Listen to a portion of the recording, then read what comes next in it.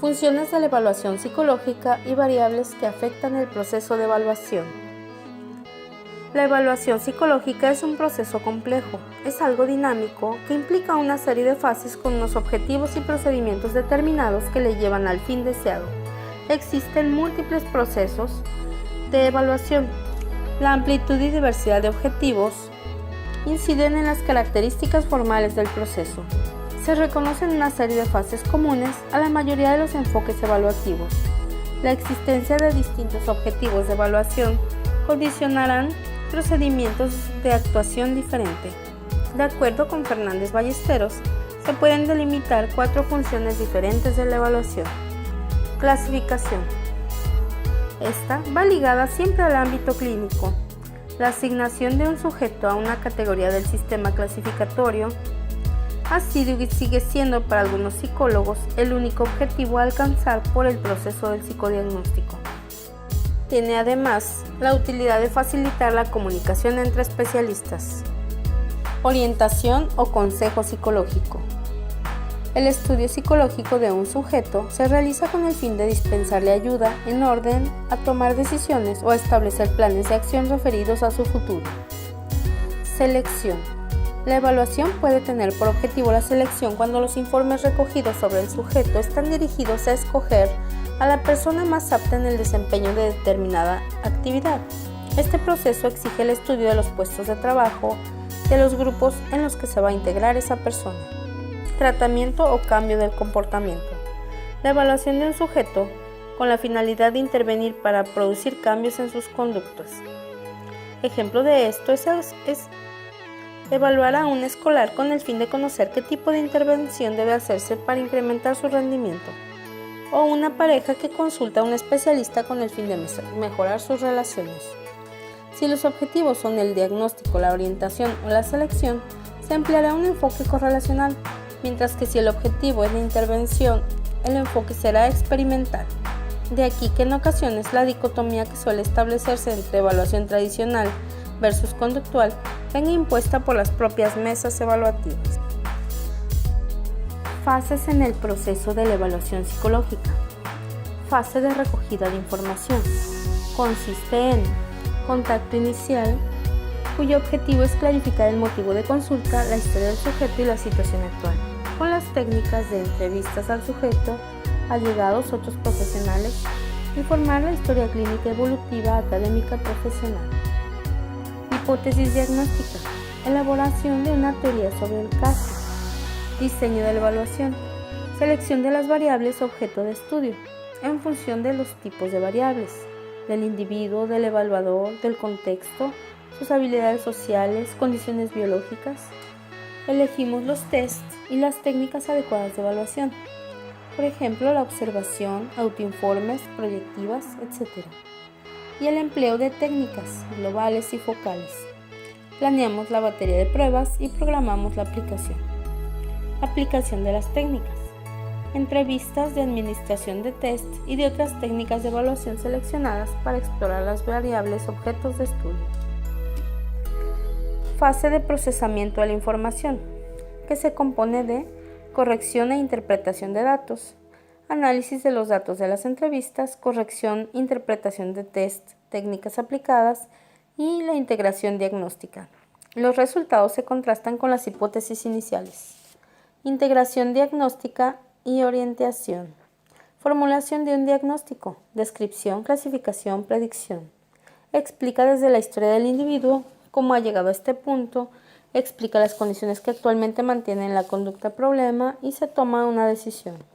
Elaboración de un informe. Datos de identificación sociofamiliar, motivo de la consulta, cualquier otro problema o dato que se aparezca y los resultados obtenidos con los instrumentos aplicados.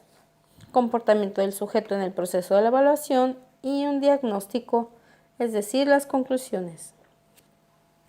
Fase de evaluación de la intervención. En esta fase se realiza la valoración de los resultados. Se hace una nueva evaluación con los mismos u otros instrumentos que en la evaluación pretratamiento para medir los efectos del tratamiento en las variables objeto de intervención. Finalmente, se hace un seguimiento. temporalización de nuevas evaluaciones a 6 o 12 meses de la finalización del tratamiento. Variables que afectan el proceso de evaluación. Variables dependientes del evaluador. Es difícil controlar los efectos del examinador, convirtiéndolo en una variable experimental más. Entre las variables dependientes del evaluador se han subrayado las siguientes: las expectativas del evaluador, el condicionamiento verbal y la comunicación no verbal. La atención suministrada a ciertos temas, las señales, a veces no verbales, de aprobación o crítica pueden influir en el comportamiento diferencial del sujeto que pasará a actuar en forma reactiva. La presencia o ausencia del evaluador. Si bien la presencia del evaluador puede inhibir al sujeto en tareas que exigen la puesta en juego de su creatividad, parece facilitar la respuesta fluida tanto en los autoinformes cuanto en las pruebas de rendimiento intelectual. Grado de especialización y nivel de entrenamiento del evaluador.